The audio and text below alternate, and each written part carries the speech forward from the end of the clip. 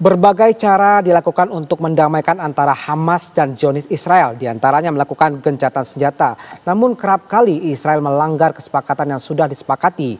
Serangan militer semakin menggila dan membombardir warga Gaza. Terbaru pemirsa, 60 orang tewas dalam 24 jam terakhir. Untuk membahas konflik Gaza Israel yang tidak kunjung mereda ini, sudah ada analis Timur Tengah dari TV One, Irfan Maulana. Kang Irfan, selamat pagi. Kebiadaban Israel semakin merajalela bahkan tidak bisa dihentikan. Anda melihatnya ini seperti apa? Apa motif mereka? Jadi begini, sebetulnya kembali ke soal pernyataan Hamas yang menerima gencatan senjata, bahwa ini sebetulnya bagian dari 3 tahap kesepakatan gencatan senjata yang mulai berlaku awal tahun ini. Baik. Yang mana seharusnya sudah memasuki tahap kedua, di mana dalam tahap kedua ini Israel akan menghentikan serangan dan berlangsung selama 60 hari, dan Israel juga akan menarik pasukan dari Gaza, diikuti oleh pertukaran seluruh sandera. Gitu. Seharusnya dari kuartal kedua tahun ini sudah mulai berjalan, tapi kan Israel dengan keras menolak tahapan gencatan senjata ini dilaksanakan dengan konsisten. Dan justru malah Hamas yang menyatakan menerima konsep kesepakatan yang disepakati awal tahun ini. Gitu. Dari rupanya Israel tetap dengan agenda ingin menaklukkan Gaza secara keseluruhan. Jadi ingin mengeliminasi Hamas, mengambil alih Gaza, bahkan kemudian berkembang agenda lebih lanjut adalah untuk mengambil alih seluruh wilayah Palestina yang diduduki, termasuk tepi barat Sungai Yordan. Dan kita dengar juga bahwa pemerintah Israel dan parlemen Israel sepakat dengan rencana untuk menganeksasi Gaza. Dan dalam waktu dekat juga Israel ada rencana untuk mengambil alih wilayah Yerusalem untuk memutus wilayah Yerusalem, terutama Yerusalem Timur dari tepi barat. Jadi kelihatannya ini alot.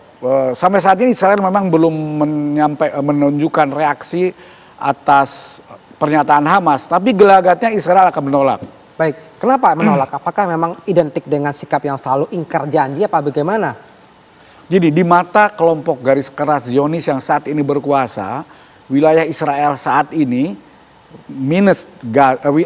wilayah saat ini belum mencapai visi mereka Israel Raya yang akan mereka wujudkan. Dan untuk mencapai visi Israel Raya tersebut, Gaza dan tepi barat harus dianeksasi. Yang menarik itu di minggu lalu dalam wawancara dengan sebuah TV Israel, Netanyahu itu secara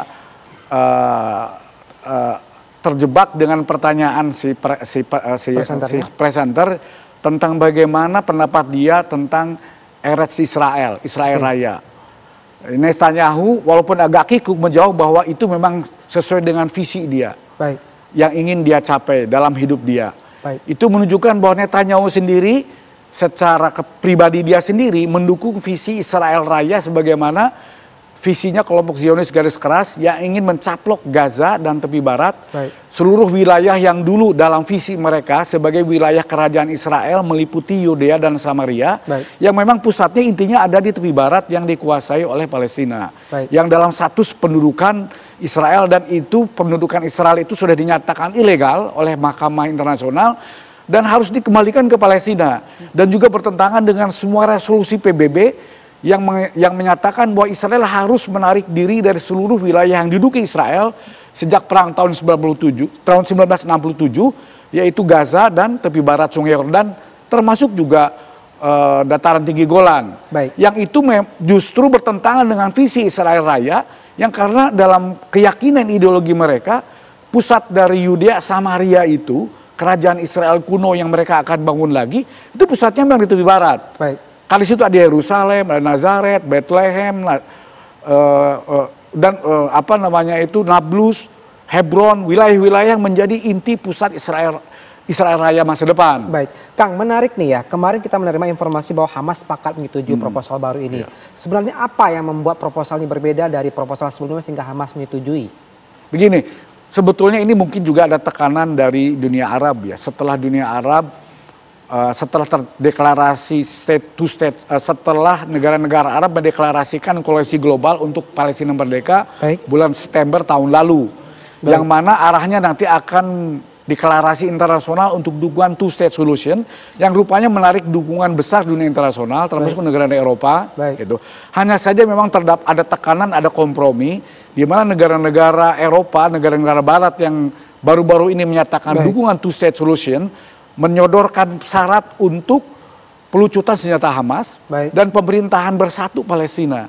Jadi atas dasar tekanan internasional dan kompromi itu kemudian Hamas akhirnya mengambil sikap yang lebih realistis demi nasib dan kelangsungan hidup bangsa Palestina dan juga demi Palestina bersatu untuk bersedia menerima gencatan senjata dan mungkin kedepannya akan mencapai kompromi untuk penyerahan kekuasaan Gaza terhadap otoritas Palestina.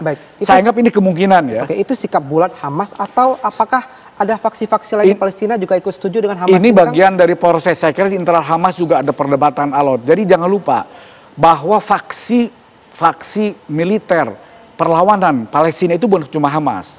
Bukan cuma ada Izzuddin Al-Qassam, tapi juga ada faksi Brigade Al-Quds. Ada Abu Ali Mustafa yang punya afiliasi ke kelompok-kelompok perlawanan Palestina yang lain, bukan cuma satu-satunya Hamas.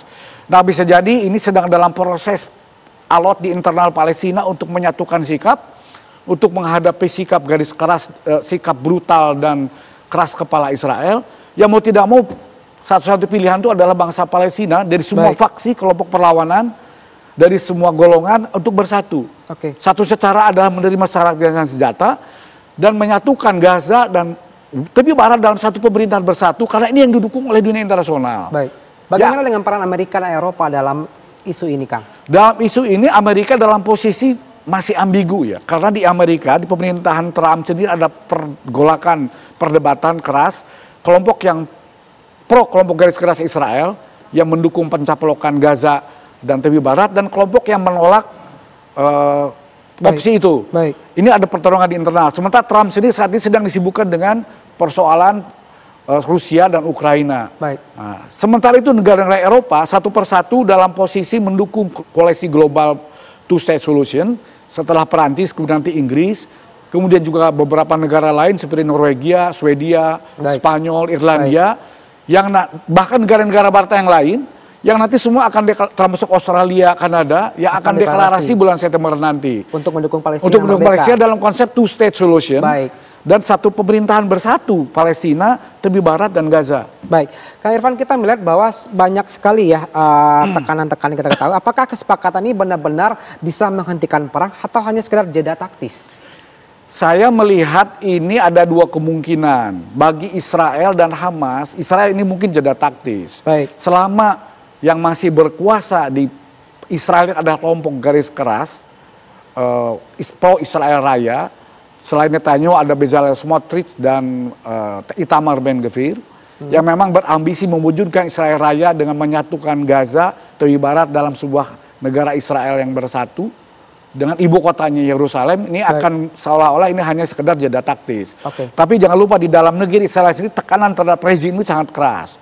Kelompok oposisi Israel saat ini, tokohnya Yair Lapid, Ehud Barak dan lain-lain sudah dalam posisi menerima usulan damai Arab, di mana dalam konsep two-state solution hanya saja mereka kelompok ini menginginkan agar Gaza dikelola, diperintah oleh Arab, bukan oleh otoritas Palestina. Jadi internal Palestina, tapi poinnya kelompok oposisi Palestina sudah mengarah kepada kesepakatan damai dengan negara-negara Arab, bahwa Israel harus menarik diri dari Gaza, bahkan menarik diri dari tepi barat, menyerahkan kepada pemerintahan Palestina. Itu pernyataan kelompok oposisi Israel dan buat mereka ini saatnya Israel untuk segera duduk di meja perundingan, menerima kesempatan damai dan bergabung dengan masyarakat internasional untuk menciptakan tata dunia baru di Timur Tengah yang lebih damai. Jadi Anda pesimis ini akan berujung dengan perdamaian? Selama yang berkuasa masih rezim Netanyahu yang didukung kelompok garis keras Zionis Israel Raya ini, saya masih pesimis sebetulnya. Kang Irfan, kita lihat September nanti ya, atau Oktober nanti di sidang umum internasional PBB. Terima kasih Kang Irfan selaku analis Timur Tengah TV One dan terima kasih atas kehadirannya.